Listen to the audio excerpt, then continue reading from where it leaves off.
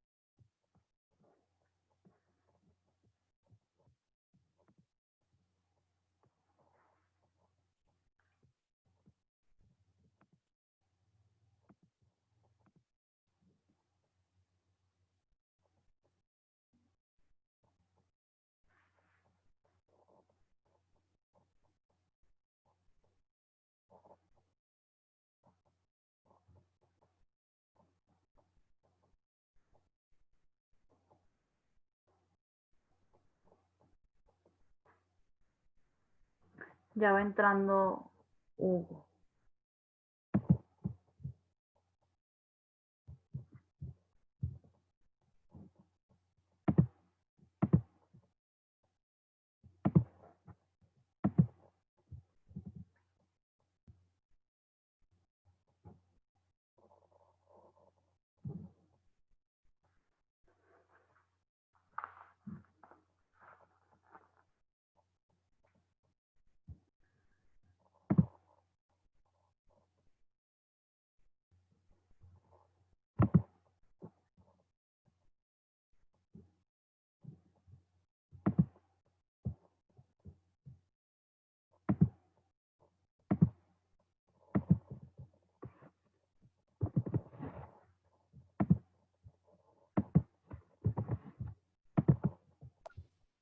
Hola, Hugo, buenos días.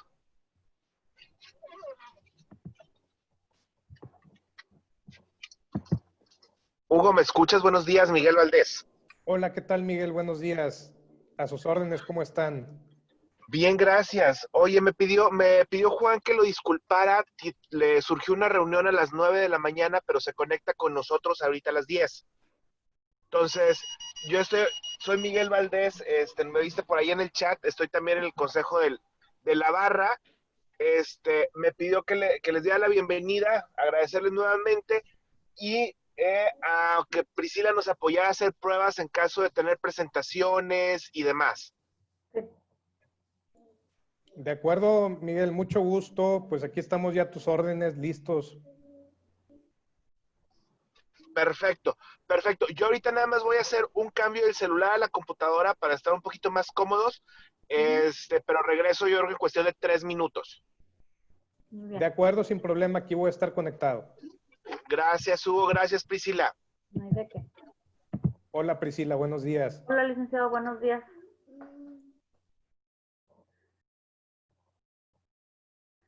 ¿Va usted a poner la presentación? No, ¿verdad? No, yo creo que la va a poner el maestro, o si no, en... Yo también sí, puedo si poner. no tú, Priscila, Sí, sí, por favor. muy bien.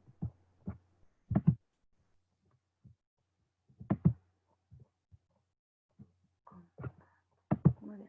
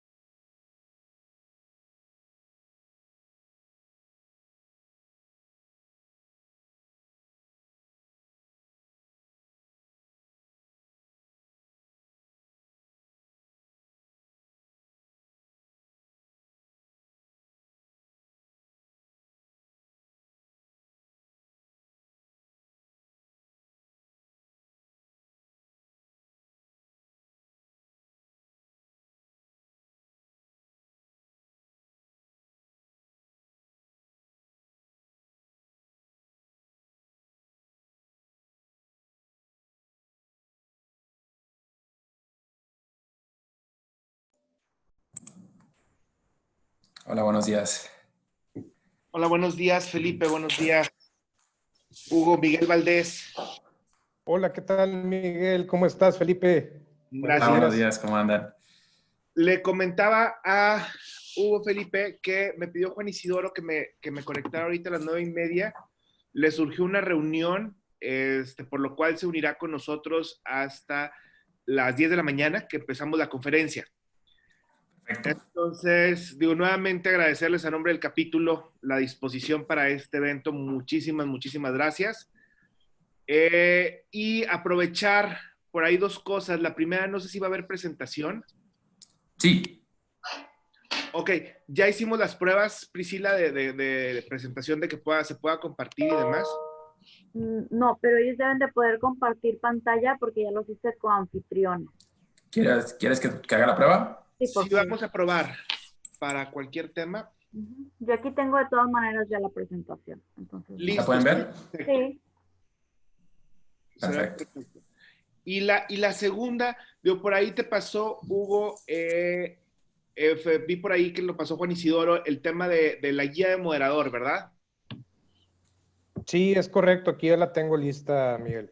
Perfecto, es súper importante, creo que ahí el tema, Priscila, todos los que entran con micrófono y cámara apagada, ¿es correcto? Pero luego la gente se aloca un poquito, prende micrófonos, prende cámaras, entonces durante la sesión, si oyes cualquier tipo de vicio, estarles recordando de favor, pues que apaguen las cámaras, perdón, los micrófonos, para no estar interfiriendo con el sonido de Felipe. ok, no hay problema. Sí, De acuerdo, Miguel. no, eso que nos apoya Hugo Pris. Sí, sí. Si tú lo haces por chat y que hubo cualquier cosa que escuche, que lo haga por la misma conferencia. El audio. Ujú. Perfecto. Y la otra, no sé si ya se pusieron de acuerdo, Hugo, Felipe, sobre el tema de las preguntas. Si Sí, quieren, precisamente iba a consultarte, Felipe, esa parte. Si quieres que lo hagamos durante la exposición o si prefieres que sea al final en sesión de preguntas y respuestas. Yo creo que sería mejor al final. Correcto. Así podemos cubrir todo y no va a ser que nos detengamos en una pregunta que sea muy larga o muy buena y nos quedemos a la mitad. Excelente. Muy bien. perfecto. El, Para avisarle ahí a los asistentes, entonces eso, ¿no? Que las preguntas se van a ir hasta el final. De perfecto. acuerdo, Miguel. Cuenta con ello. Y la idea es que dure la presentación más para mí los tiempos. ¿Cuál es lo normal que acostumbren que? Regularmente, ya con la presentación completa, entre 45 y 55 minutos, Ok, para dar tiempo de unos 15, 20 minutos de preguntas y respuestas. perfecto. Y ojo, en caso de que digo que nos ha pasado que las presentaciones se extiendan un poquito, Felipe, no tenemos tiempo determinado, ¿verdad, Priscila? No tenemos el tiempo que ustedes necesiten. Entonces, mientras tengamos la audiencia y tú estés disponible, Felipe, Hugo, nos puedas ir acompañando, podemos extenderla. Lo máximo que nos hemos extendido es 1:30, ¿verdad, Priscila? Sí, 1 hora y media. 1:30 aproximadamente. Perfecto. Correcto. Pues listo, muchísimas gracias. Y pues ya nada más esperamos que Priscila nos dé el arranque para cuando tengamos ya los asistentes listos en puerta, comenzar a admitirlos. Todavía nos Perfecto. faltan 15 minutos para la hora de inicio, entonces yo creo que apenas van a empezar a conectarse. Tengo solamente 5 personas en la sala de espera, entonces vamos a esperar a que sean las 10. Por lo general damos unos 3 minutitos más, 5 a lo mucho, porque todos se conectan muy puntuales, pero vamos a ver cómo se van conectando al día de hoy. Perfectísimo. Excelente.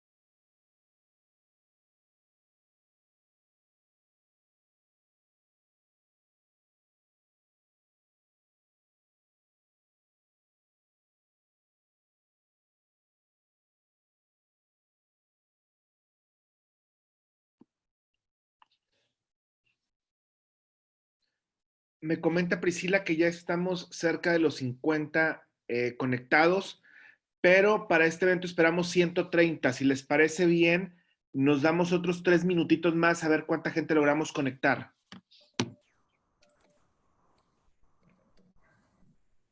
De acuerdo.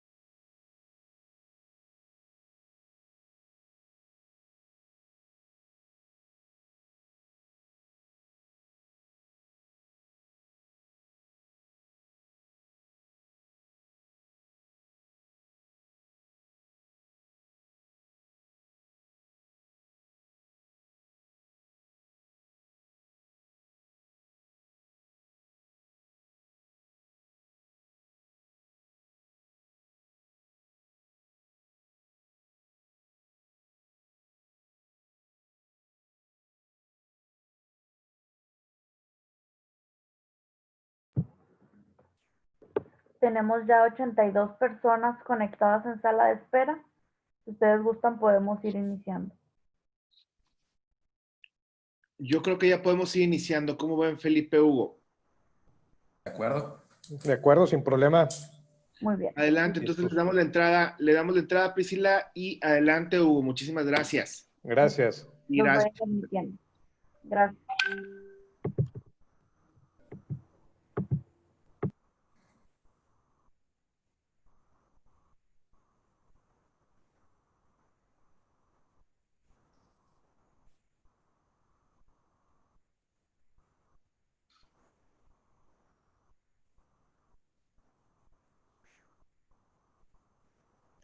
¿Qué tal? Muy buenos días. Buenos días. Sean todos bienvenidos a este webinar titulado Contratos de Crédito. Les damos la más cordial bienvenida a todos ustedes a nombre de la Barra Mexicana de Abogados, Capítulo Nuevo León, y de las comisiones respectivas. Y desde luego, en nombre de su presidente, Juan Isidoro Luna. En esta ocasión, un servidor, soy Hugo García Peña. Voy a tener el honor de estarlos acompañando durante este webinar. Y pues también les hago a todos ustedes la más cordial invitación para que puedan afiliarse a la Barra Mexicana de Abogados. Realmente tiene muchos beneficios y es un honor estar dentro, si todavía no lo están.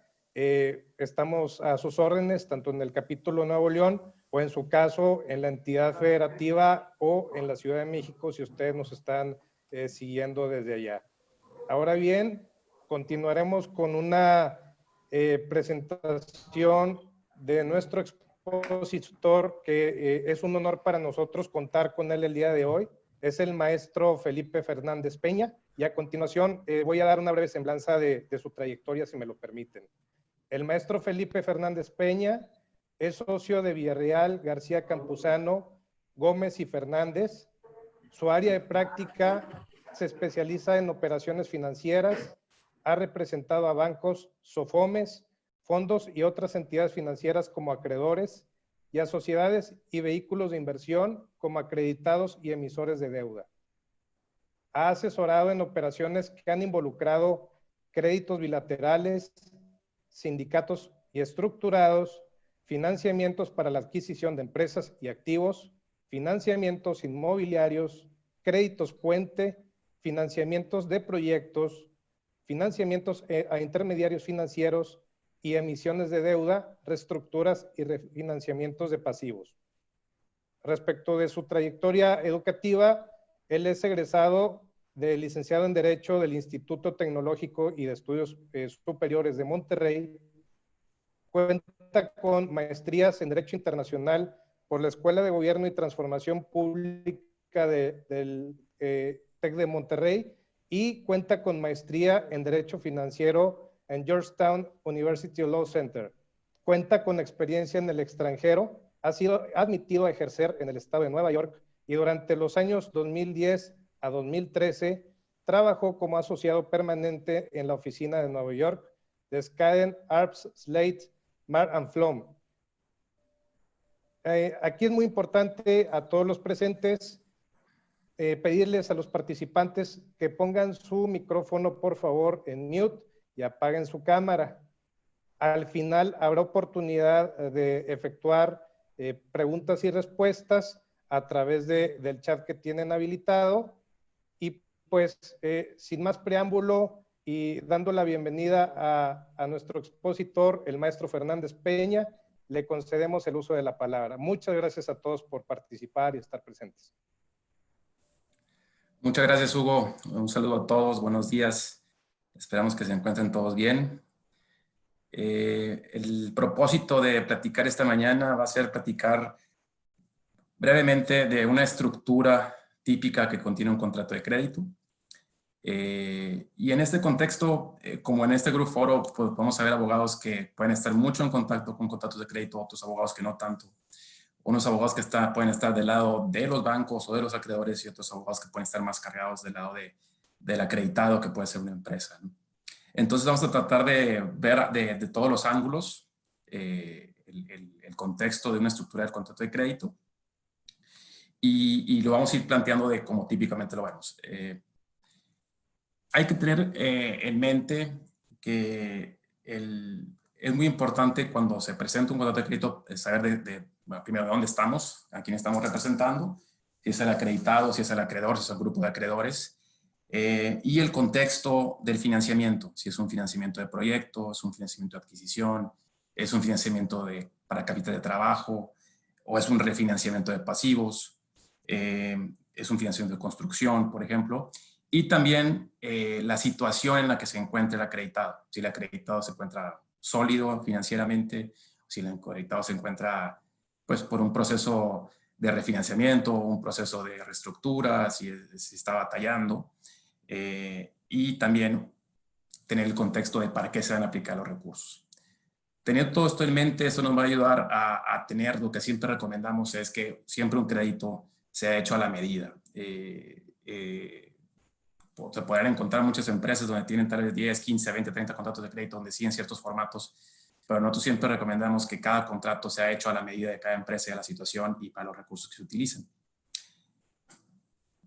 Y en base a eso, las cláusulas del contrato, todas se van a ir determinando a ese traje hecho a la medida. En esta filmina podrán encontrar la estructura básica, las cláusulas típicas de un contrato de crédito. Un contrato de crédito va a contener sus declaraciones, principalmente declaraciones de la acreditada y de los fiadores o obligados solidarios.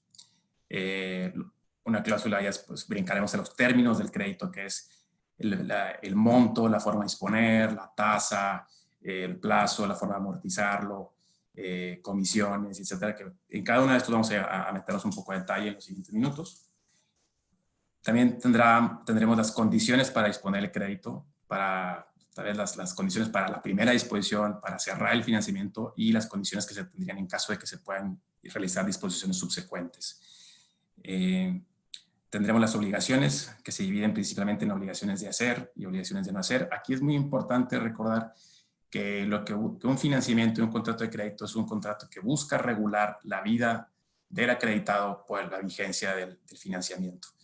Y a través de las obligaciones de hacer, las obligaciones de no hacer y las causas de vencimiento es como se logra o se plasma esa regulación de qué tanto se le permite hacer o no hacer al acreditado, obviamente dependiendo del contexto del financiamiento, la situación financiera del acreditado.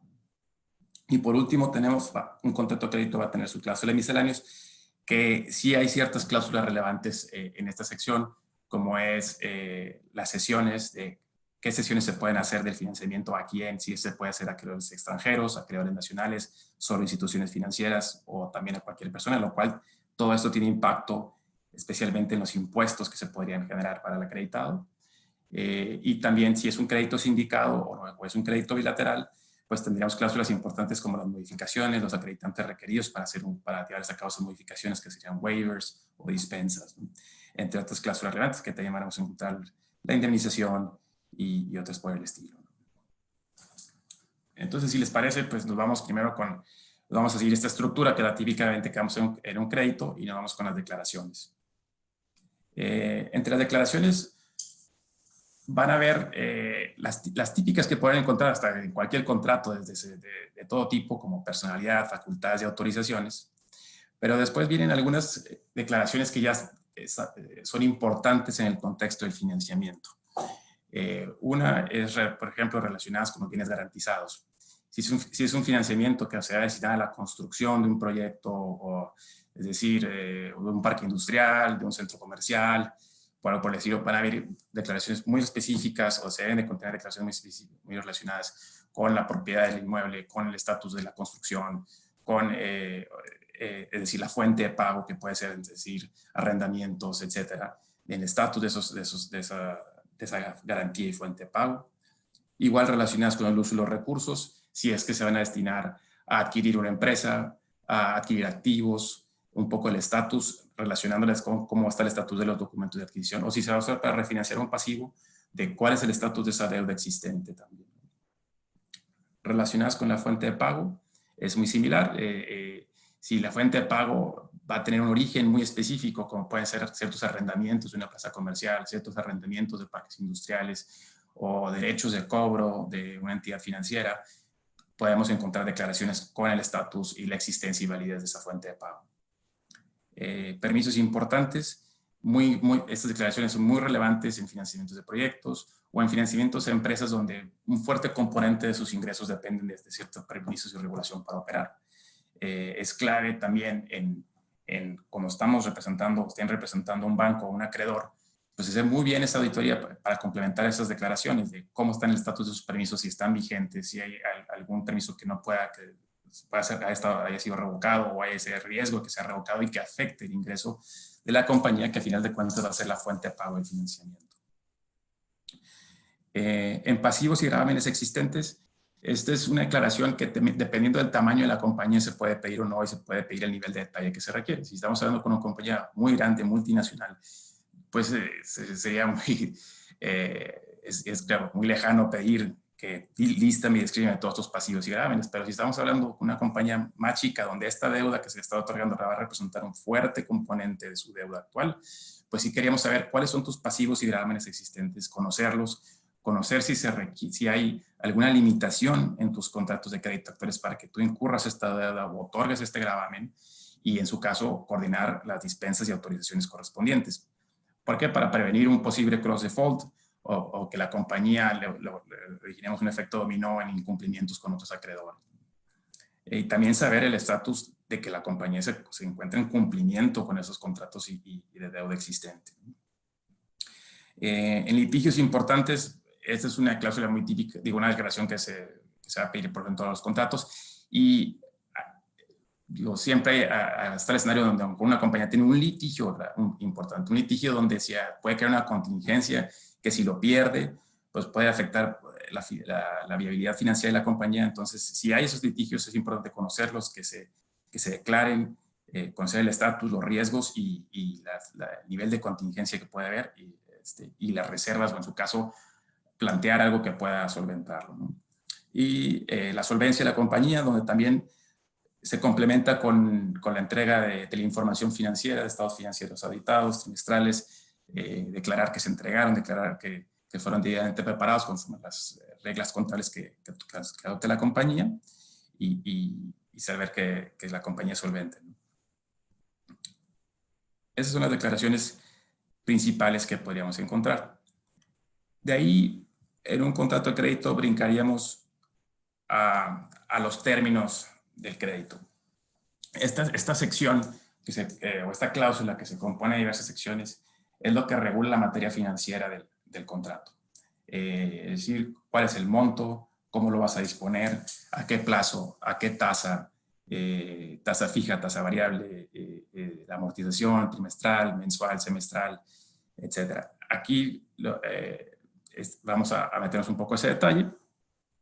Es importante saber que cuando estamos, por ejemplo, del lado de las empresas o incluso también del lado de los bancos, por lo general los documentos de un financiamiento son negociados y estructurados por un equipo jurídico y un equipo de finanzas, ya sea el equipo de financiamientos de la empresa, con su director de financiamientos, su gerente de financiamientos, y el equipo de negocio de la institución financiera.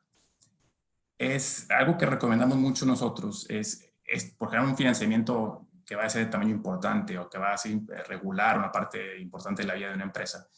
Empieza con unos términos y condiciones que se empiezan a negociar entre los equipos de negocio, los equipos de finanzas de las empresas y los equipos de negocios de los bancos. Si están del lado de las empresas, nosotros recomendamos muchísimo que el equipo jurídico se meta desde el inicio a revisar esos términos y condiciones. Muchas veces nos ha tocado que esos términos y condiciones son aprobados por equipos de negocio y cuando llegan a instrumentarse el contrato de crédito, donde ya se involucran los equipos jurídicos, hay ciertas cuestiones que a lo mejor el abogado dice, oye, esto no lo podemos dar, tenemos una restricción por otro contrato de otra materia que tenemos acá, esta compañía no puede dar esta obligación solidaria por esta restricción porque tiene un socio, etcétera.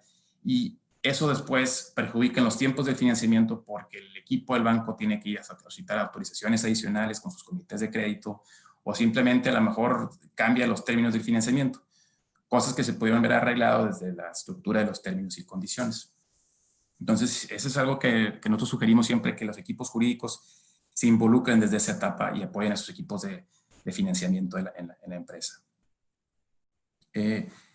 Volviendo a la cláusula de términos del crédito, pues bueno, en la primera sección que haremos ahí es la apertura del crédito, donde se fijará el monto, los tramos. Hay créditos que los podemos ver están estructurados como que tienen un crédito en dólares, un crédito en pesos, créditos a tasa fija, a tasa variable, donde ya podemos encontrar varios tramos con diferentes vencimientos. Si son simples, un tramo simple, un tramo revolvente, o si son simplemente puro simple o puro revolvente. En cuanto a las disposiciones, también ustedes podrán, dependiendo del contexto del financiamiento, a lo mejor solo se va a contemplar una sola disposición para utilizar los recursos para refinanciar otra deuda o para adquirir esta empresa o para adquirir estos activos, o se van a contemplar una serie de disposiciones que, por ejemplo, encontraremos muy típicamente en un financiamiento de construcción, donde se va a ir disponiendo paulatinamente conforme vaya avanzando el estatus de la obra, de la construcción de un proyecto. Una cláusula importante que veremos aquí, que es algo muy, muy peculiar del derecho mexicano, es el derecho de denunciar o restringir el crédito. Esto para aquellos miembros que representan o que están muy ligados a empresas extranjeras, siempre a un extranjero le llama mucho la atención este derecho que está en la ley mexicana que tiene los acreedores de denunciar o restringir el crédito, cosa, por ejemplo, que a los abogados americanos les llama mucho la atención, donde, ¿por qué está ese derecho? Porque pueden denunciarme o restringirme el crédito.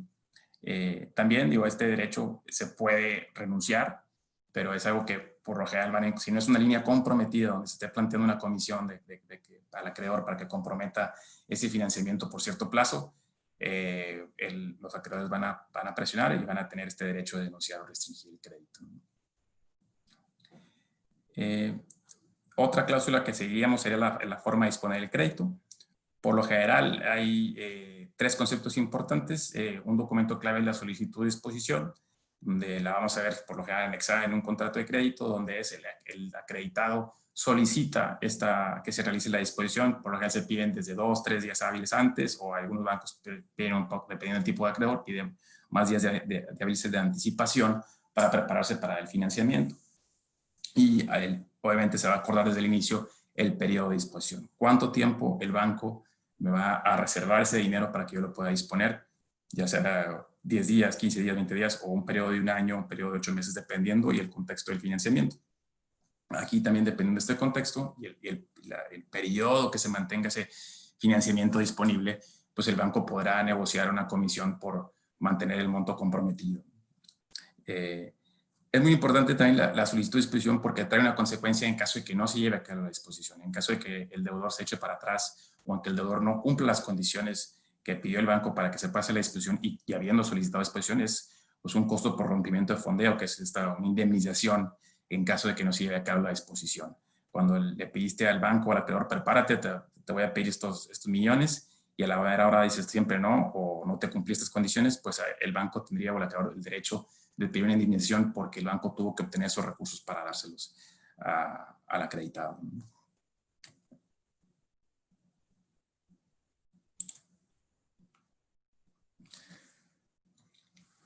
En esta misma sección de los contratos de crédito, bueno, veremos el destino del crédito, que es algo muy importante de ponerse definirlo, de para qué se van a usar esos recursos, y algo muy importante es que se utilicen para ese destino. Es grave cuando se le pide a un acreedor ciertos recursos y le dice que se va a usar para este fin y se usan para otra cosa, ya sea para dárselo al accionista o para cualquier otro destino. Entonces, eso es uno de los incumplimientos más graves que puede haber en un contrato de crédito. También tenemos la amortización, donde es un término económico importante de cómo se va a pagar: semestral, mensual, trimestral, el periodo, la vida del crédito. Por lo general, los equipos de finanzas es donde modelan y plantean cómo va a ser esa amortización en base a las proyecciones de la compañía. Y podemos tener si son amortizaciones lineales, o si tenemos un balloon al final, o si es un solo pago al final, dependiendo del contexto y cómo vea el equipo de finanzas de cómo va a poder pagar ese crédito, si ya sea con otro crédito que va a refinanciar más grande, con una salida al mercado, o con los simples ingresos proyectados de la compañía. Tenemos también las opciones de pagos anticipados voluntarios.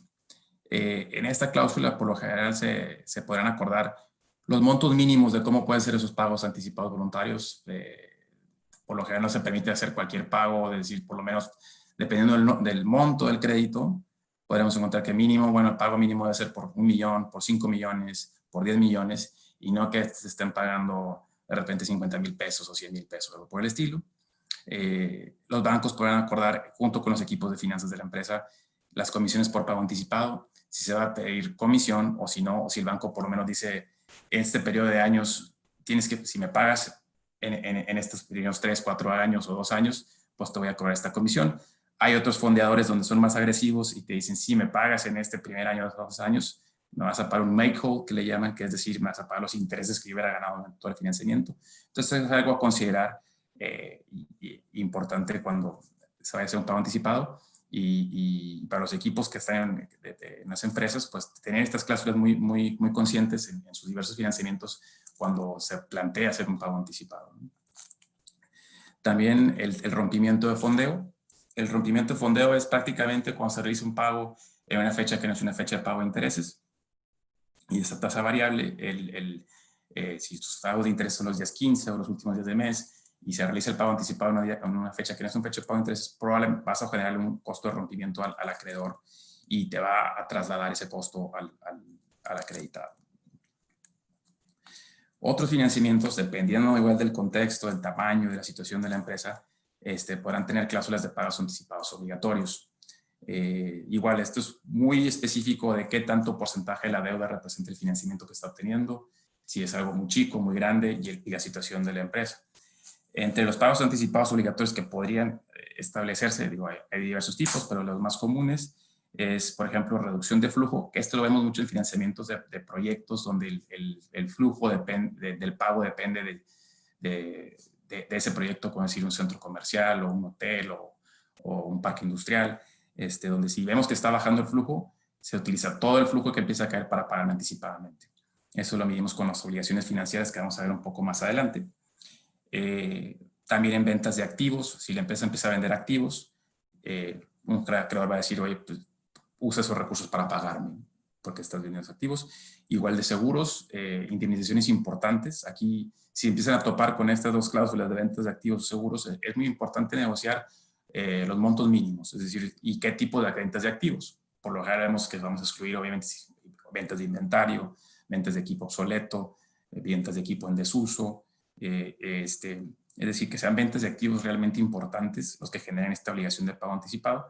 Y igual en seguros es muy importante negociar la posibilidad de que se reinviertan esa indemnización en reparar el activo que fue dañado y que no se utilice esa indemnización totalmente directamente al acreedor. Lo que el acreedor tendría que hacer, si ese activo no se puede reparar o si ya es totalmente la pérdida total, pues que sí se utilice para hacer ese pago anticipado. Entonces son importantes negociaciones de excepciones, de plazos para reinvertir, plazos para reparar, que se deben de incluir en este contexto de pagos anticipados obligatorios. En cuanto a pago de deuda, también un acreedor va a buscar, algunos acreedores van a buscar, si estás pagando deuda a otro acreedor que estoy en una buena posición, pues me vas a bajar mi exposición también. Muchas veces dicen, yo estoy expuesto dentro de tu deuda con cierto porcentaje y no quiero que represente más de ese porcentaje. Entonces, si estás pagando la deuda a otro acreedor que estoy en la misma situación, pues págame a mí también por un monto similar.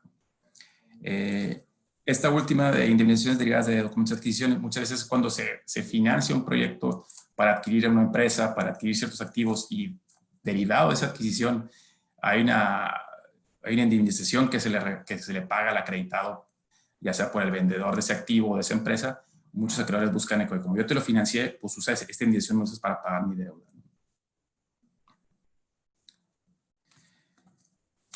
Cláusula obvia e importante que se encontrará en todos los contratos es la cláusula de intereses. Ahí ven la flecha hacia abajo porque, como han visto en este año, pues la tasa de interés ha ido bajando pues constantemente. Ahorita estamos en 5.9, 5.1, 5.19 en la TIE, cuando pues hace algunos meses estábamos en los niveles de 8. Esto es clave cuando tenemos pues, obviamente un financiamiento de tasa variable. Y lo que se va a contemplar en la cláusula de intereses van a ser pues, obviamente la tasa que aplicaría, que por lo general ya sea tasa fija o tasa variable.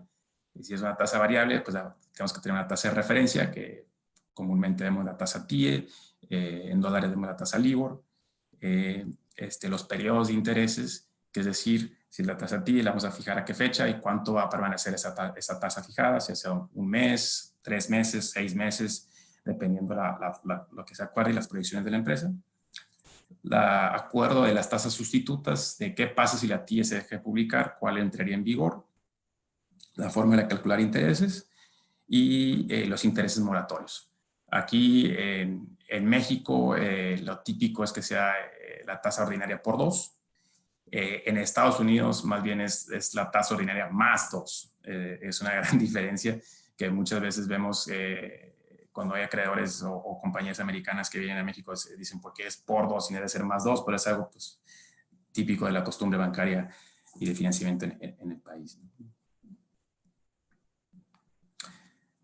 En esta misma sección encontramos con la forma y lugar de pago, de cómo se hace ese pago, si se cuenta con una fuente alterna de pago, que puede ser un fideicomiso, que pague a través de ese fideicomiso, los pagarés que van a documentar cada disposición. Eso es un documento importante donde va a evidenciar qué se realizó la disposición, qué se recibió el dinero y la fecha a partir de cuando empiezan a correr intereses. Cuando tenemos un periodo de disposición de 1 mes, 3 meses o 1 año, se pueden hacer varias disposiciones. El documento clave que va a evidenciar el que se recibió ese dinero y que se debe es el pagaré, donde pues ustedes lo han de conocer muy bien, tiene sus figuras, ya veremos si puede ser causal o no causal, si es negociable o no negociable, es algo dependiendo muy de que se puede pactar en cada financiamiento. Y unas últimas cláusulas que podemos ver en esta sección son la de costos adicionales y la ilegalidad, que principalmente ilegalidad es que si por algún motivo este financiamiento se convierte en ilegal en México, pues se traslada ese riesgo al deudor para que el deudor lo pague anticipadamente. En costos adicionales es igual un cambio en la ley que suceda durante la vida del financiamiento, donde le ponga una carga adicional al acreedor, ya sea de mantener una reserva específica o algo que le genere que no esté recibiendo el mismo ingreso desde planteado en este financiamiento, ese costo o cargo se le traslada también al deudor. Del riesgo del cambio en la ley, que ya sea que lo vuelva ilegal o que le genere costos adicionales al acreedor, lo asumen los deudores, ¿no? En cuanto a las comisiones, aquí va un ejemplo de ciertas comisiones que podrán ver en los contratos de crédito o a veces se documentan en cartas de comisiones complementadas con el contrato de crédito. Vamos a ver la comisión por estructuración, que dependiendo del nivel de estructuración del financiamiento se puede dar esta comisión, ¿no? Ya sea si es un crédito sindicado, que tuvo un estructurador que consiguió los acreedores, o si es un crédito muy estructurado de una entidad financiera como una SOFOM que lo utilizó para conseguir financiamiento, donde tenemos un estructurador que lo estructuró con su fuente de pago, etcétera, también cobra esta comisión. Una comisión por disposición o comisión por apertura, que es la que cobra por lo general un acreedor por darte ese dinero, ese préstamo. Comisiones por ajustes de la margen aplicable, pues eso lo vemos en financiamientos que son de muy largo plazo, donde te dicen, oye, cierto año te voy a negociar el margen que si subo o no, te voy a cobrar una comisión adicional, que son financiamientos a veces de 15 años o 20 años.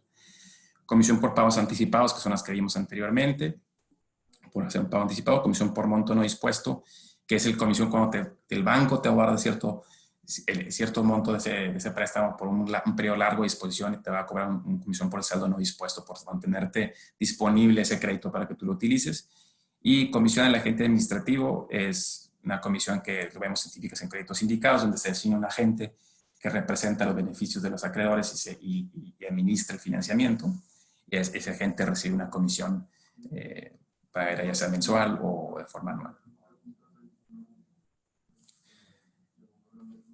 De ahí brincamos ahí ya pasaríamos los términos financieros o términos económicos del contrato de crédito, salvo por las obligaciones financieras que vamos a ver un poco más adelante, y ya pasamos a las condiciones para que se realice una disposición del crédito. Por lo general los financiamientos van a tener esta cláusula, donde van a acordar qué es lo que tiene que pasar para que yo te dé la primera disposición o la única disposición, y qué es lo que me tienes que entregar posteriormente para que yo te siga dando las disposiciones. Esto obviamente igual dependiendo del contexto del financiamiento, si es un financiamiento de construcción, si es un financiamiento de proyecto, donde podamos ver qué tantas disposiciones podrá haber. Entre las condiciones básicas que van a encontrar es pues, los documentos corporativos, que es que el banco haya tenido y revisado a satisfacción los documentos corporativos del acreditado, ya sea su contrato de fideicomiso, si es un fideicomiso, o los estatutos, si es una compañía, los poderes, autorizaciones que se requieran. Aquí es muy importante tener el nivel de las autorizaciones y el tipo de compañías. Muchos derivados de estatutos, otras si son compañías públicas, pues vemos que si el financiamiento representa cierto porcentaje de sus activos, pues podrá requerir autorizaciones del Consejo o autorizaciones incluso de la Asamblea. Vamos a ver que va a pedir a la acreedor, pues tuviste que haber entregado la solicitud de disposición con los días hábiles que hemos acordado de anticipación, una opinión legal de un asesor, ya sea externo del banco o incluso puede ser a un asesor externo de la compañía. Por lo general, el banco va a pedir que sea alguien de su confianza, un asesor externo del banco, una opinión legal. A veces algunos acreedores también piden opiniones legales de los asesores legales internos, ahí dependiendo de las negociaciones. Van a pedir que obviamente se hayan celebrado los documentos de garantía y los pagarés. En cuanto a los documentos de garantía, también algunos acreedores son más exigentes en cuanto al perfeccionamiento.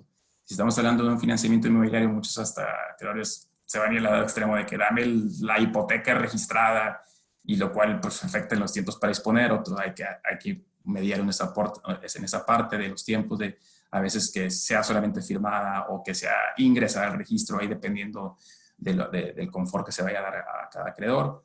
Igual si es un financiamiento inmobiliario, pues van a pedir los certificados de libertad de gravámenes, avisos preventivos, y ya también dependiendo del contexto del proyecto, licencias y permisos relevantes que se hayan obtenido, que sean relevantes para la fuente de pago o para la operación del acreditado.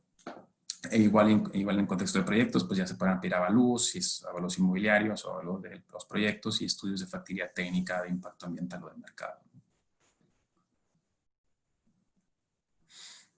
Igual podemos pedir pólizas de seguros con los endosos en favor de los acreedores, copias de contratos relevantes, ya sea si es un contrato de arrendamiento, un contrato de operación, los contratos del proyecto, dependiendo del contexto del financiamiento.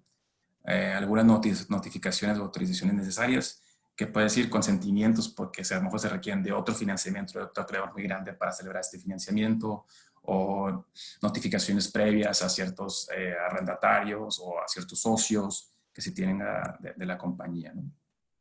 El KYC, pues digo, es muy típico dependiendo de la institución con la que sea el acreedor, pues vamos a tener que hacer los documentos del KYC bancario, inexistencia de cumplimientos, casos de vencimiento, efectos adversos. Aquí, bueno, en ese de efecto adverso de importancia, en esta época de COVID, es muy importante ponerse de acuerdo de qué va a ser un efecto adverso de importancia, ¿no? Especialmente cuando esos recursos del financiamiento son claves para realizar un proyecto, para adquirir una empresa, para cumplir una obligación que se tiene, ya sea por un contrato de adquisición por aparte. Es muy importante tener ese compromiso y ponerse de acuerdo entre las partes de qué va a ser un efecto adverso de importancia. Obviamente, lo que se busca es que ya se incluye en los contratos estar de acuerdo en si podría generarse un efecto de importancia por el COVID o no, o ya de acuerdo, estamos todos de acuerdo que esta declaración de emergencia sanitaria no la vamos a considerar un efecto de importancia y que pueda impedir el desembolso, ¿no? Lo cual, que si no sirve ese desembolso, puede desencadenar incumplimientos para la compañía en otros contratos. Y cumplimiento de aforo y otros índices financieros. Eso es clave para, pues, evidenciar que la garantía está constituida o que las reservas requeridas están constituidas, dando efecto a la disposición que se va a llevar a cabo. De ahí pasamos a las obligaciones de hacer y de no hacer. Estas son las obligaciones que van a regular la vida de la compañía durante la vigencia del financiamiento. Entonces, tenemos que tener un financiamiento de largo plazo, pues la compañía va a tener que cumplir con estas obligaciones. Y estas obligaciones es las que nosotros siempre pedimos que deben de ser hechas a la medida y siempre son en base al contexto de la compañía. El tamaño, si es una multinacional financieramente sólida, pues aquí veremos muy pocas obligaciones. Si es una compañía que está pasando por un momento difícil, pues a lo mejor vamos a ver más obligaciones y más restrictivas donde se regule más la vida de la compañía. Y hay que tener en mente que esto va a regular la vida de la compañía. Igual, digo, nos ha pasado también que podemos ver una compañía que tiene 10, 15 financiamientos, que la compañía está muy sólida, pero todos esos financiamientos le prohíben incurrir deuda adicional. Y cada vez que llega un financiamiento tiene que tocar la puerta con 15 bancos o pedir 10 waivers, etcétera, cuando a lo mejor no es necesario, es negociar de que, pues, si puedo incurrir deuda adicional siempre y cuando esté cumpliendo con tus contratos o esté cumpliendo tu deuda o tus índices financieros. Ahí depende mucho de las negociaciones y, como vemos, el contexto de la compañía. En cuanto a obligaciones de hacer, vemos las típicas que vemos son el cumplimiento de leyes, los requisitos de informar, que esos son clave para que el banco o el acreedor pueda conocer cómo estás desempeñándote y veamos los estados financieros, los anuales, los auditados, que se deben de entregar en cierto plazo posterior al cierre de cada ejercicio fiscal, los estados financieros internos trimestrales, en algunos, y dependiendo del proyecto, se pueden pedir estados financieros mensuales, dependiendo obviamente del proyecto que se está financiando y del tamaño de la compañía. Y los certificados de cumplimiento que van acompañados a los estados financieros trimestrales, donde principalmente vamos a ver cómo se están comportando los índices financieros que vamos a ver más adelante, que se complementan con la información que están en los estados financieros. De ahí vemos las obligaciones de hacer, vemos obviamente mantener su existencia, mantener los permisos relevantes. Por ejemplo, si estamos, pues existencia, pues mantente como una SA, pero por ejemplo, si estamos hablando que es un financiamiento donde tiene que ser a una SOFOM, pues mantente como una SOFOM, cumpliendo los requisitos para que estés considerada una SOFOM para efectos fiscales y efectos y ante la CONDUCEF. Ese es uno de los ejemplos. Permisos relevantes, pues también si la compañía depende de ciertos permisos para operar o si el proyecto financiado depende de ciertos permisos, ya sea de uso de suelo, de construcción o de otro tipo o concesiones, pues se vuelven más relevantes estas cláusulas. Los seguros, pues mantener los activos, ya sea los activos garantizados, y obviamente los activos de la compañía se les pide que los mantengan asegurados, pero si hay activos más importantes o especiales para el proyecto, pues que se mantengan asegurados y con el endoso a favor del acreedor. Mantener libros de contabilidad. Derechos de inspección, esta es una cláusula muy común que debe estar en todos los financiamientos, donde el acreedor va a tener el derecho de visitar, de inspeccionar al acreditado, de ver cómo está, de revisar su información. Y aquí es donde se puede negociar cuántas visitas al año, quién asume esos costos, qué pasa si hay un incumplimiento. Ya son cuestiones muy específicas de cada financiamiento. Entre otras obligaciones de hacer, vamos a encontrar algunas dependiendo del financiamiento. Se va a pedir que el acreditado contrate una cobertura de la TIE, dependiendo si es un financiamiento a tasa variable. Y aquí vemos, ya lo pueden encontrar de por qué plazo va a ser esta cobertura y cuánto porcentaje del financiamiento, que son cosas que es muy importante que los equipos de financiamiento se pongan de acuerdo, y de mantener esta cobertura pues vigente durante el financiamiento y el plazo que se haya acordado. Las obligaciones, pedirle al acreditado que cumpla con sus obligaciones fiscales. En este periodo de COVID hemos visto, y todos vemos que una de las partes que más ha batallado es a veces con el flujo, y algo que vemos en los contratos es que esta obligación es muy clara de pedirle a los acreditados que tú siempre cumple con tus obligaciones fiscales, cumplir con tus obligaciones de medio ambiente, el mantenimiento de los activos garantizados. Puede ser que se haya pedir que, dependiendo también del financiamiento, es un financiamiento inmobiliario o de un proyecto en específico, que se estén entregando avalúos cada cierto tiempo, cada 2, 3 años. Y esto es un costo importante que hay que medir para las empresas, porque pues esos avalúos, dependiendo del volumen y el tipo de inmuebles, pues es un costo que se tiene que contemplar, que se va a estar incurriendo en cierto periodo. Pero ese avalúo también es muy importante para el acreedor, para saber cómo está comportándose el valor de su garantía, que es muy importante para mí, su índice de apalancamiento del financiamiento. También tenemos obligaciones relacionadas con el perfeccionamiento de las garantías. Muchas empresas, una reacción inicial es: ¿por qué me pasas el riesgo a mí de que yo tengo 120 días, 180 días para registrar este documento, cuando pues dependemos del registro público? O más, si es un financiamiento donde involucra inmuebles en 15 estados diferentes. Pero entendemos esa postura, pero también la postura, la costumbre y la política, como lo hemos visto, es alguien tiene que asumir ese riesgo, y esa presión de que este documento quede registrado. Es por eso que por lo general van a ver que en las cláusulas de obligaciones de hacer se pasa este riesgo al deudor, para que este documento quede ingresado en los registros públicos y registrado en cierto periodo de tiempo. Algunos financiamientos van a contener o pedirse reservas del servicio de la deuda, donde podemos encontrar de 2, 3 meses de los pago de intereses y principal, dependiendo igual del contexto y el tipo de financiamiento. Y estas reservas por lo general son mantenidas típicamente en una cuenta de un fideicomiso que se crea para el financiamiento estructurado.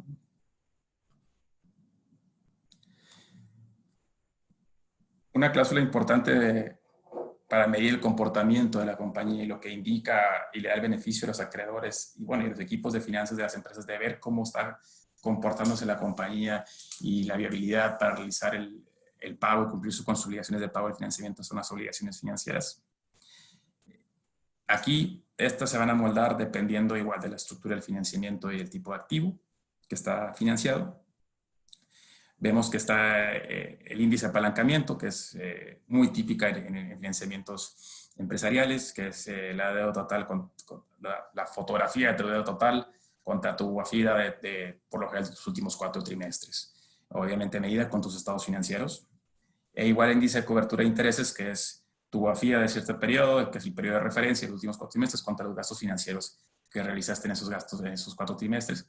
O tal vez algunos bancos prefieren medirla contra los gastos financieros que vas a realizar en los siguientes 4 trimestres proyectados, ¿no? Eso es, por lo general vemos que se ha pasado, pero esas son las 2 típicas que estamos viendo aquí. En financiamientos inmobiliarios, en financiamientos de proyectos como parques industriales, centros comerciales, vemos el NOI contra el servicio de deuda, que el NOI es prácticamente los ingresos del inmueble menos los gastos de operación de ese inmueble, entre el servicio de la deuda de ese proyecto, ¿no?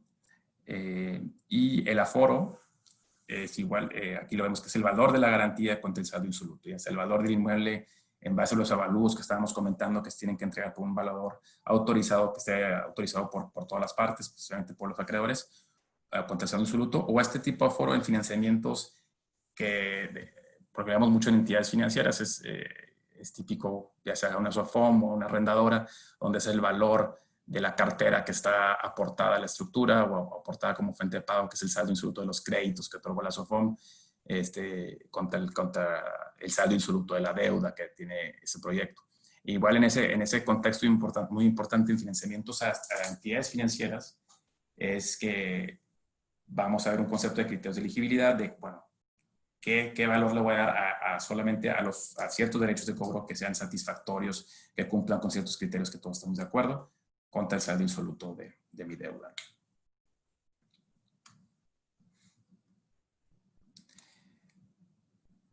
Posteriormente vamos a ver también en todo contrato las obligaciones de no hacer. Aquí es muy importante para todas las partes estar de acuerdo en las excepciones que se van a dar. Como vemos, entre un abogado entre los abogados del financiamiento es importante conocer a la empresa, al acreditado, al proyecto, a su situación y hacer las obligaciones de no hacer lo más moldeadas al contexto posible. No es conveniente ni tenerlas tan restrictivas que tengamos a un acreditado que pueda caer en un incumplimiento al día siguiente, o que está tocando en la puerta al banco cada día y que afecte su operación, y obviamente ni tan laxas que se alejen a la situación actual del acreditado. Entre las obligaciones de no hacer, que veremos típicamente, es pues no fusionarse o escindirse, o pueden permitir que se fusione siempre y cuando sobreviva esa empresa, incluso en financiamientos en ciertos financiamientos donde hasta permitimos que se fusione y no sobreviva siempre y cuando la entidad fusionante se adhiera y asuma todas las obligaciones. Ahí mucho depende de las negociaciones. En la escisión igual, por lo general no se permite una escisión, pero podríamos llegar a negociar que salvo que las compañías escindidas también asuman su carácter de obligaciones solidarias. Ahí ya es mucho dependiendo de los contextos de las negociaciones. En dividendos es igual, dependiendo de la situación financiera de la empresa y del tamaño de la empresa, pues a lo mejor covenant ni siquiera lo van a encontrar, o de repente lo van a encontrar con, bueno, no puedes decretar dividendos si tú estás abajo de este índice de apalancamiento o este índice de cobertura, o por lo general no puedes decretar dividendos durante la vida de la empresa, dependiendo qué tanto representa este financiamiento en la estructura de la empresa. Prohibición de gravámenes, igual, también dentro del tamaño de la empresa, y muy importante va a ser la definición o el contexto de gravámenes permitidos. Sí puedo cubrir gravámenes dependiendo porque yo me dedico a esto y tengo que constituir gravámenes para esto, o este porcentaje de mis activos totales podrá estar grabado, o solamente un porcentaje de deuda. Ya depende mucho de las negociaciones. Ventas de activos igual. Aquí pueden negociarse o no puedes vender activos salvo que sean activos en desuso, inventario, o obsoletos, o si lo puedes hacer hasta cierto monto durante la vida del financiamiento, o si lo haces, me haces un pago anticipado obligatorio como los que platicamos al principio, ¿no? en la sección de términos financieros del financiamiento. Nuevos pasivos, esta cláusula también va igual y va muy complementada con el índice de apalancamiento que se le va a pedir a la empresa, de decir, no te pases de ciertos pasivos, o si vas a incurrir en un pasivo adicional, me vas a tocar la puerta, quiero saber quién es, o ese pasivo adicional, sí, dependiendo si es un financiamiento muy estructurado, pues tiene que ser subordinado al mío, etcétera. Ahí ya también es muy importante entender y negociar esas excepciones.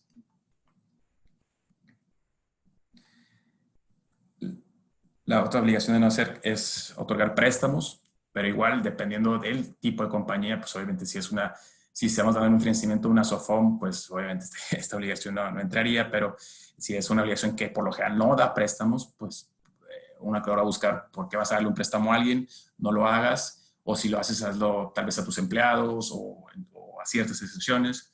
En inversiones subsidiarias igual, dependiendo de qué tanto se vaya a regular la compañía y del tipo de compañía, a lo mejor se le prohíbe crear subsidiarias adicionales o invertir en el capital social de otras empresas, un poco para decir, no tienes por qué desviarte, es una compañía que te dedicas tal vez es un vehículo específico para este proyecto, no tienes por qué desviarte y realizar inversiones en otras sociedades, o si lo vas a hacer, pues yo tengo que aprobarlo. CAPEX igual. Aquí, dependiendo mucho de qué tanto se quiera regular la compañía y la situación de la compañía, se ponen ciertos montos máximos de CAPEX y estar vigilando mucho cómo utilizas el dinero que tiene la compañía para realizar este tipo de inversiones y CAPEX y vigilar obviamente todo con el contexto de que el acreedor tenga el confort de que pueda recibir el pago de su crédito, ¿no? En modificaciones de contratos relevantes, dependiendo de la fuente de pago, si vemos que son financiamientos cuya fuente de pago sería de ciertos contratos en específicos, como contratos de un proyecto o contratos de arrendamiento de cierta plaza comercial o contratos que sean de administración de un hotel, pues obviamente el acreedor va a querer tener mucha visibilidad de esos contratos y que no se realicen modificaciones sin su consentimiento para estar al tanto de las mismas, ¿no? Aquí se pueden negociar ciertas excepciones, por ejemplo, si es un financiamiento donde involucran 10, 15 centros comerciales en el mismo tiempo y se le pide que no modifique ningún arrendamiento, pues obviamente en la práctica está muy complicado. A lo mejor se pueden permitir ciertas excepciones que no afecten el pago, que no afecten el plazo, etcétera, ¿no? de los arrendamientos. Modificaciones de estatutos sociales, igual dependiendo del tamaño de la compañía, si es una compañía y el contexto, pues a veces puede ser que se le pida que no lo modifique sus estatutos, o sea, algunas veces son modificaciones al objeto social, o a lo mejor este covenant lo podremos encontrar. En naturaleza de los negocios, clave, si alguien te está prestando porque te dedicas a este negocio, para ese acreedor es importante que no te desvíes y ahora te dediques a otra cosa durante la vida del financiamiento. Y una última obligación de no hacer, que pues vemos es no caer en incumplimientos en leyes para prevenir el lavado de dinero o en el cohecho o en materia de terrorismo. De ahí brincaremos a las causas de vencimiento anticipado, que estas son las cláusulas donde ya originan el derecho al acreedor de declarar, de anticipar o de acelerar el saldo insoluto que se debe y tal vez de interrumpir o de dejar de dar préstamos si es que queda algún compromiso disponible en el plazo de disposición. Las típicas que vamos a ver, pues, es la falta de pago. Una diferencia también importante que vemos entre los términos típicos en un contrato de crédito bajo ley de Estados Unidos y un crédito bajo ley mexicana es que en Estados Unidos se da un periodo de gracia para los pagos de intereses, a veces de 2 días, 3 días, y en México la costumbre es que no hay periodo de gracia para los pagos de intereses tampoco. Obviamente el pago de principal ni en Estados Unidos ni en México trae ese periodo de gracia, pero sí una diferencia que vemos es que en Estados Unidos se da ese periodo de gracia para pagos de intereses o comisiones, y a veces cuando llega una compañía americana y busca negociar aquí un crédito, se topa con eso de que en México la costumbre es que no hay gracia para esos pagos de intereses tampoco. En declaraciones incorrectas o falsas, eso es obviamente algo que vamos a ver, que se complementa con la cláusula de declaraciones que va a contener el contrato de crédito. Igual atrapa información que se esté proporcionando periódicamente, como los certificados de cumplimiento, ¿no? Entonces es muy importante que esos certificados donde se pide que estás información relacionada con el cumplimiento de los índices, pues este caso de vencimiento lo atrapa en que si das información incorrecta o falsa por ahí, tiene el acreedor derecho a acelerar el financiamiento. Incumplimientos de obligaciones, aquí es clave donde se pueden analizar y negociar los periodos de cura y de qué tipo de obligaciones. Por lo general, en obligaciones de no hacer no hay periodos de cura. Es decir, si en tu capítulo de obligaciones de no hacer se incumple una obligación, esa no contrae un periodo de cura. Y en las obligaciones de hacer, ahí dependerán, hay algunas obligaciones importantes o que ya traen sus propios plazos, donde no es necesario otorgar un periodo de cura. Y a lo mejor hay otras obligaciones que no son tan relevantes, donde se pueden acordar entre el acreedor y el deudor, en donde se puede otorgar un periodo de cura. Y ya ese periodo de cura dependerá de las políticas de cada acreedor, si van desde 15, 30 días o 10 días, dependiendo del tipo de obligación.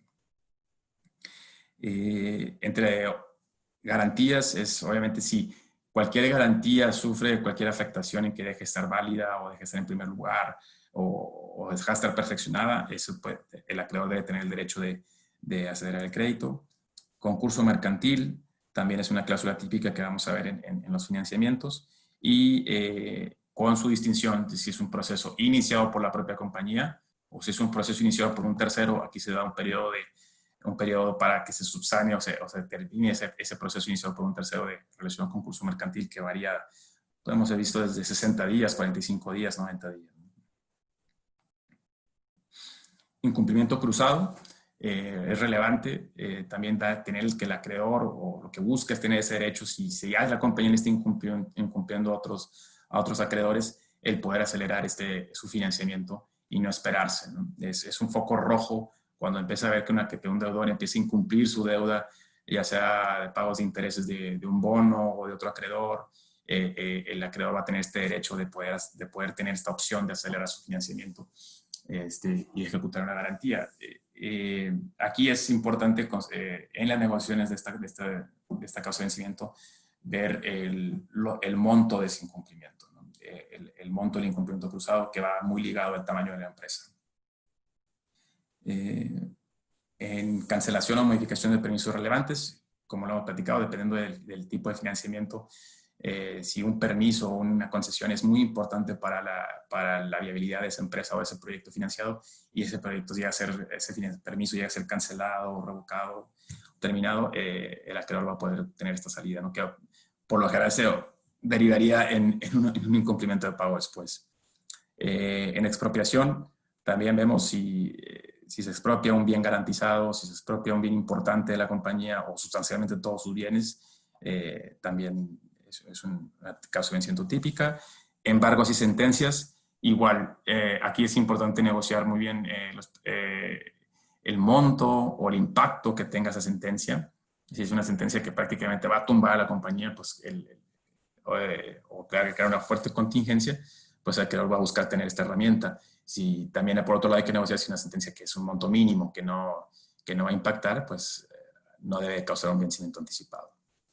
Adeudos fiscales, igual, si la compañía deja de pagar sus impuestos, es una causa de vencimiento. La impugnación de documentos del crédito, es decir, si la propia compañía o el deudor empieza a impugnar la validez de los documentos del financiamiento, se genera una causa de vencimiento anticipado. El uso distinto de recursos del crédito. El cambio de control. Esta también es una cláusula típica, una causa de vencimiento típica que vamos a ver en los documentos del crédito, que es donde el acreedor, si yo le estoy prestando a esta compañía porque sabemos que esta fecha está controlada por estas personas que llevan esta administración y confiamos en esta administración y en este control que tienen los accionistas. Si ese control llega a cambiar, pues yo quiero tener la opción de salirme. Es muy importante estas causas de cambio de control cuando lo ven en el contexto de una adquisición de una empresa, siempre ver sus documentos sus contratos de crédito para ver cómo está redactada esa cláusula de cambio de control.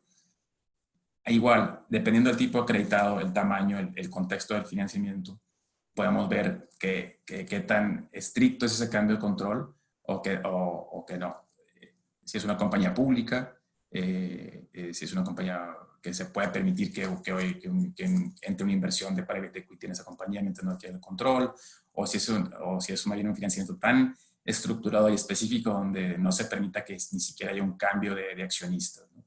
Es importante también, cuando se está negociando del lado de una empresa, tener el contexto de quiénes pueden ser los tenedores permitidos. Si es que una familia específica tiene el control ahora, bueno, que se permita que esa familia, ya sea directamente o a través de fideicomisos o de vehículos como sociedades, puedan tener ese control, o que sus sucesores, sus cónyuges, puedan asumir ese control y no tenga una clase tan estricta en que simplemente porque por una planeación fiscal después se quieren pasar las acciones de una SA, otra SA o un fideicomiso por fines testamentarios, tenga que originarse se puede originar un cambio de control, ¿no?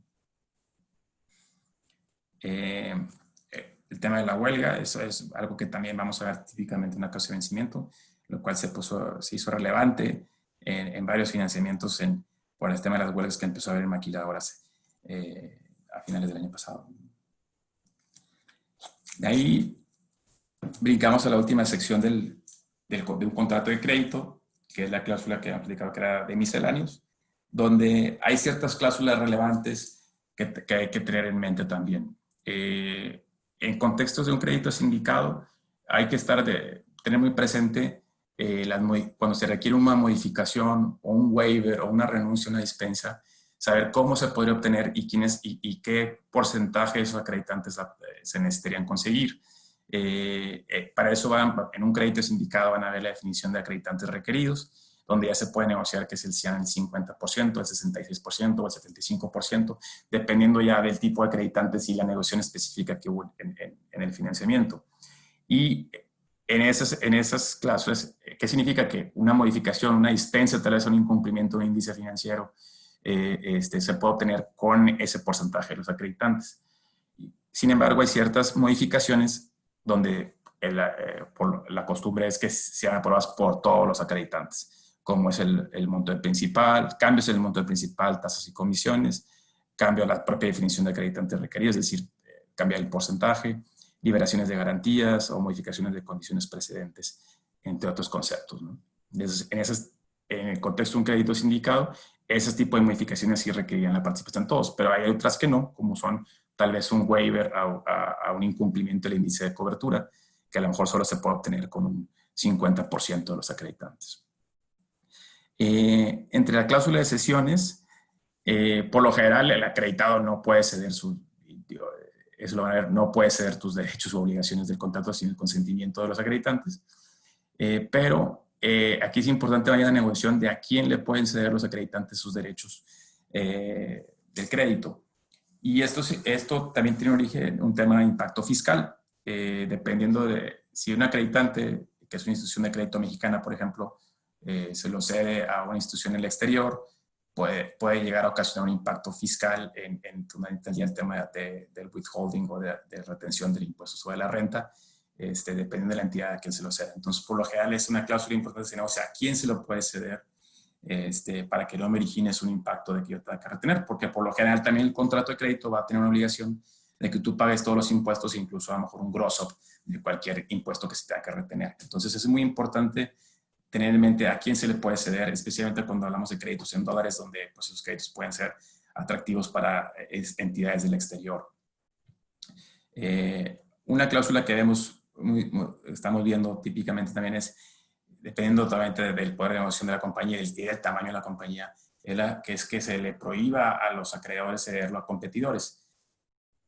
Aquí es muy importante tener el contexto de que en México ya hay muchas entidades financieras que están creciendo mucho, donde son afiliadas o pertenecen a un grupo que su actividad principal es otra, ¿no?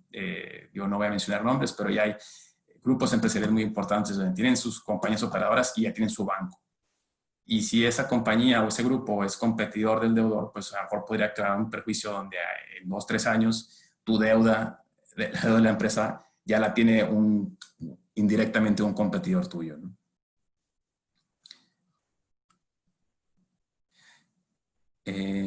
Y por último, bueno, vamos a ver la jurisdicción, ley aplicable en jurisdicción. Algo que todos conocemos es la que tiene que contener la renuncia expresa a otras jurisdicciones, pero siempre es un tema importante en financiamientos que están bajo ley de otro país, ley de Texas, ley de Nueva York o algún país de Europa donde a lo mejor el abogado de allá en ese país no se requiere esta renuncia expresa a otras jurisdicciones de todas las partes, incluyendo de los acreditantes. Y es cuando hay que explicarle de que para que no vayamos a tener un tema en México, es importante que todas las partes renuncien a otras jurisdicciones. Ley aplicable, muy importante, como todos, tengo una ley que esté, una jurisdicción que esté relacionada con el cumplimiento o el pago o la residencia de una de las partes. La indemnización, prácticamente no me ha tocado ver un contrato donde la indemnización sea bilateral. Aquí la indemnización es siempre a favor de los acreditantes y si hay un agente administrativo, los bancos no indemnizan, los acreedores no indemnizan a nadie. Siempre es una indemnización a favor de los acreditantes que están incurriendo este riesgo en prestar el dinero. Y en caso de que sea un crédito sindicado, vamos a tener su propia sección con la designación y la actuación del agente administrativo, donde se incluyen sus facultades, sus responsabilidades, su forma de actuar, tal vez su compensación y algunas liberaciones, ¿no? O su propia indemnización también.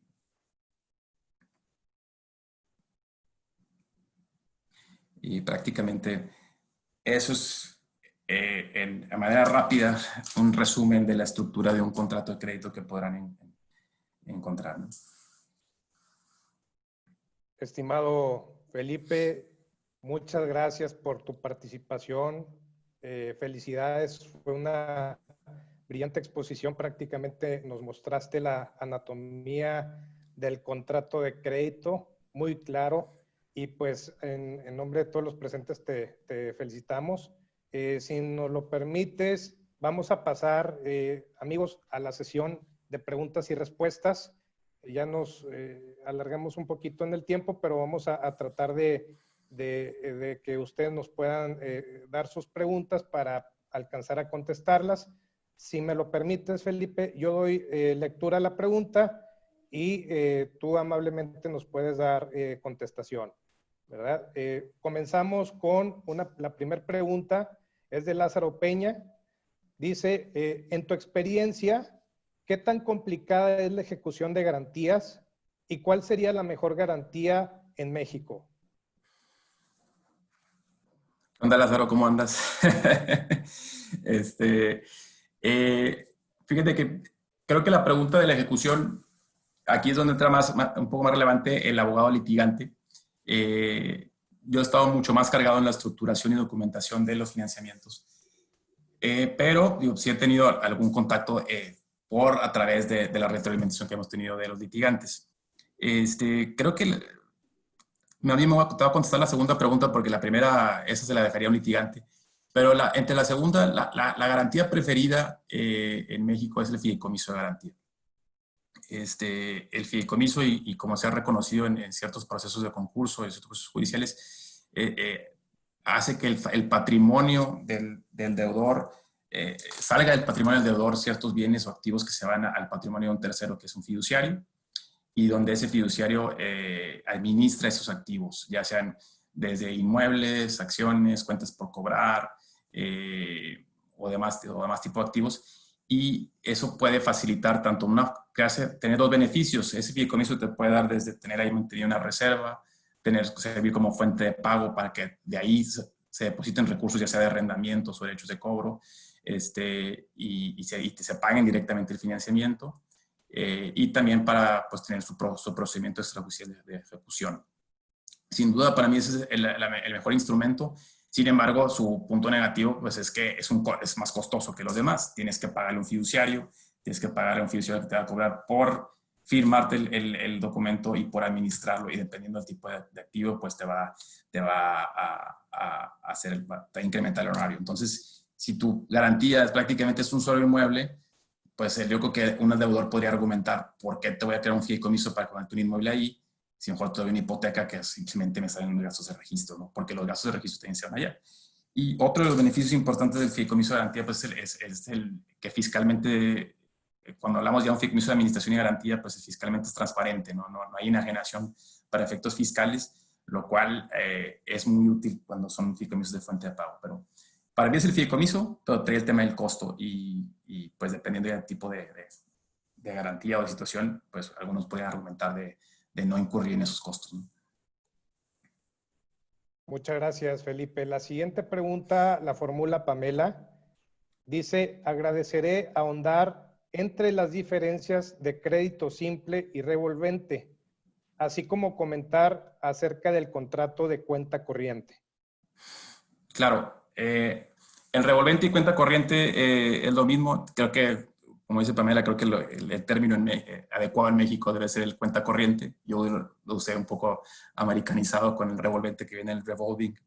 Pero la diferencia es muy típica. El simple, lo que tú dispones, cuando lo pagas, no lo puedes volver a disponer. El cuenta corriente o el revolvente es como tarjeta de crédito. Lo que tienes, o sea, acuerdas un monto máximo donde puedes realizar disposiciones, después tú pagas y puedes volver a disponer de ese monto durante cierto periodo de tiempo. Muchas gracias, Felipe. La siguiente, la formula Manolo Martínez, nos pregunta, ¿cada cuándo es recomendable renovar los contratos adhesivos dentro del RECA, que es el registro de contratos de adhesión? Bueno, es muy técnica para las instituciones financieras y SOFOMES, fíjate que no te podría dar una respuesta. Yo creo que es una buena pregunta para las personas que están internas dentro de los bancos o de las SOFOMES. Entiendo que mientras haya cambios importantes se tienen que renovar, pero tío, si quieren con gusto la reviso, ¿no? Es algo un tema de compliance muy específico que a lo mejor un equipo de alguien interno del banco nos puede ayudar, ¿no? Gracias, Felipe. La siguiente, la fórmula Marcelo Vallecillo, comenta, buenos días, ¿cuál sería la relevancia de las causas de vencimiento anticipado, considerando que el acreedor de cualquier forma cuenta con la facultad de denunciar o restringir el crédito? Es muy importante distinguir esa parte. La facultad de denunciar o restringir el crédito impacta en que te pueden reducir el monto que puedes disponer o el periodo durante el cual lo puedes disponer, pero no significa que te van a acelerar el vencimiento. Es decir, si te abren una línea de 100 millones y dispusiste 50 y después el acreedor restringe o denuncia, prácticamente te puede cerrar la llave para esos otros 50. Pero los 50 que ya dispusiste, esos tú los pagas conforme a los términos que acordaste. Lo cual es diferente de una causa de vencimiento, que una causa de vencimiento es si ocurren esas causas que estamos de acuerdo, nos pusimos de acuerdo y suceden, yo te puedo acelerar a que esos 50 me los ibas a pagar en 3 años o con un periodo de amortización, te los puedo acelerar a que me los pagues a partir de ahora, ¿no? Gracias, Felipe. La siguiente pregunta es la fórmula Carlos Osuna. Él dice, en operaciones en el país con bienes raíces en garantía, ¿recomiendas arbitraje o tribunal convencional? Te felicito por la presentación, Felipe. Muchas gracias. Tribunales. Nosotros siempre recomendamos tribunales. Creo que no hay necesidad de recurrir a unos ciertos árbitros para ponerse de acuerdo o negociar en una instancia donde ya hay un incumplimiento. Creo que las cortes en México es el vehículo idóneo. Correcto. Nos consulta Victoriano de las Fuentes. Respecto del incumplimiento de obligaciones, se hablaba del periodo de cura. ¿Podrías abundar respecto a qué obligaciones de no hacer no hay plazo de cura? ¿Nos podrías dar ejemplos? Sí, lo que hablamos es, por lo general, las obligaciones de no hacer, esas no tienen periodo de cura. El acuerdo que van a encontrar tanto en contratos en Estados Unidos o en contratos en México es que la sección de obligaciones de no hacer, esas no traen periodo de cura. Entre las obligaciones de hacer es donde sí podemos encontrar distinciones, donde hay ciertas obligaciones donde nos ponemos de acuerdo. Estas tampoco tienen periodo de cura. Puede ser, por ejemplo, la de mantener tu existencia. Pues obviamente, si habíamos acordado que te mantuvieras como una SOFOM no regulada y ya no lo eres, ahí un ejemplo de no hay periodo de cura. Pero hay ciertas obligaciones donde, por ejemplo, mantener tus libros corporativos en forma adecuada conforme a las leyes, pues podemos negociar que son un poco más generales y que entraría un periodo de cura en ese sentido, ¿no? Si hay un incumplimiento. Ok. Hay todavía muchas preguntas. Agradecemos a todos su participación. Vamos, si no tienes inconveniente, Felipe, continuamos con un par de preguntas más y para poder concluir la sesión. Perfecto. Nos consulta Gabriel de Champs. ¿Cuál es la postura más común de la autoridad judicial ante la negativa de un acreditante a fondear una línea comprometida? Es muy interesante la pregunta. En México no hemos encontrado tantos precedentes en ese sentido, pero lo que sí hemos encontrado es en Estados Unidos precedentes en relación con esa parte. Y durante el COVID hubo varios acreedores, instituciones financieras, donde empezaron a ejercer su opción de no fondear porque ocurrió un efecto adverso de importancia. Y es interesantísimo, se lo recomiendo que le echen una lectura, está en internet en esa parte de esos precedentes que pueden en situaciones donde esos acreedores salieron, y lo que comúnmente vimos respecto a esa lectura es que las cortes en Estados Unidos se pusieron más del lado de los deudores en cuanto en esas situaciones de invocar el efecto adverso de importancia en esta época del COVID. En México no hemos encontrado muchos precedentes, no son tan públicos como allá, pero por lo general sí hemos visto, sí nos ha tocado ver que se ejerce el derecho de denuncia, y al tener esa herramienta en México que no hay allá, pues esa sí ha sido respetada, ¿no? Cuando un banco ejerce ese derecho de denunciar el crédito. Gracias, Felipe. Yo creo que ya son las 11:15. Finalizamos la sesión de preguntas y respuestas con una última pregunta, si no tienes inconveniente. La formula Rodrigo, nos comenta: en contratos mexicanos, ¿realmente una declaración incorrecta puede llevar a un vencimiento anticipado? Si estoy cumpliendo con todas las obligaciones del contrato, únicamente tengo una declaración importante que es incorrecta. Pregunta: ¿un juez en México va a acceder a dar por vencido el contrato de crédito? Esa es una pregunta que por lo general nos formulamos todos, igual con las declaraciones, igual con las ciertas obligaciones de hacer, que a lo mejor son un poco amplias, ¿no? Creo que más bien yo no soy litigante y sí entiendo la pregunta vamos a un contexto donde yo te estoy pagando puntualmente los intereses y el principal. Mi situación financiera tal vez es sólida. Tenemos que ver qué tipo de declaración era la que fue errónea y qué tal magnitud. Por lo general, esa cláusula se encontrará, se va a matizar a que si es una declaración importante o relevante la que fue falsa o incorrecta.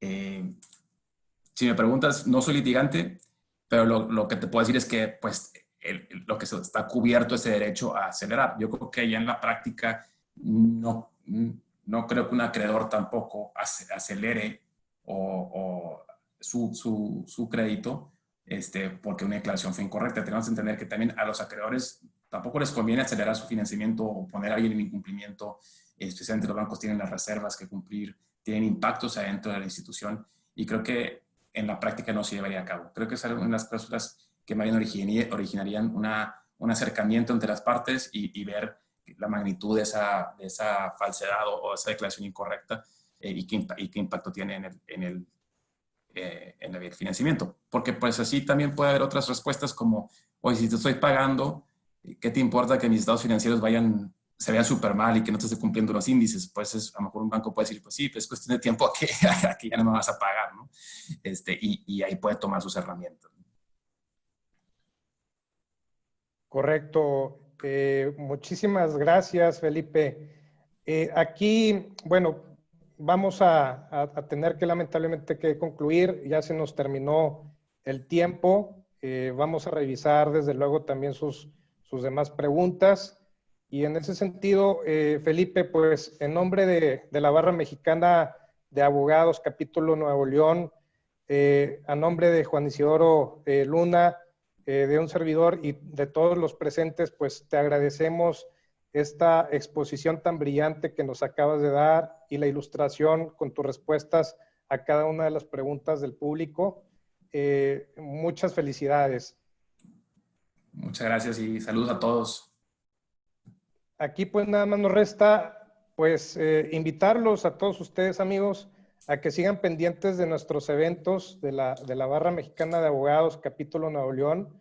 Los eventos los difundimos a través de nuestras redes sociales, en Facebook, Twitter, LinkedIn, correo electrónico. También las presentaciones se encuentran en nuestro canal de YouTube, que pueden encontrarnos como Capítulo Nuevo León, Barra Mexicana de Abogados. Y pues les extendemos sobre todo la invitación para que se afilien al Capítulo Nuevo León y para aquellos compañeros que nos están viendo en otros lados de la República, pues que hagan lo propio en la entidad federativa que les corresponda o en la Ciudad de México. Les recuerdo el correo del capítulo de Nuevo León es organización@bma-nl.org. Y pues no me resta más que agradecerles a todos ustedes su asistencia y a Felipe pues por su brillante participación de la exposición de contratos de crédito. Muchas gracias a todos, amigos. Gracias.